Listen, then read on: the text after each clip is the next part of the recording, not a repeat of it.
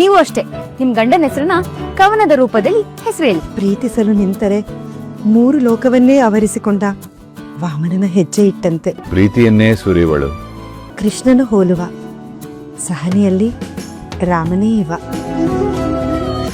ಮಮತೆಯನ್ನೇ ಮೆರೆವಳು. ಕೋಪಿಸಿಕೊಂಡರೆ ಶಿವನೇ 3ನೇ ಕಣ್ಣು ಬಿಟ್ಟಂತೆ.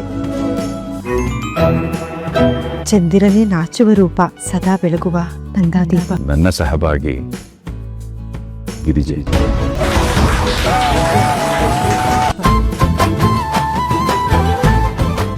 ಅತ್ತೆ ನೀವು ಅಷ್ಟೇ ನಿಮ್ ಗಂಡನ ಹೆಸರನ್ನ ಕವನದ ರೂಪದಲ್ಲಿ ಹೆಸರು ಹೇಳಿ.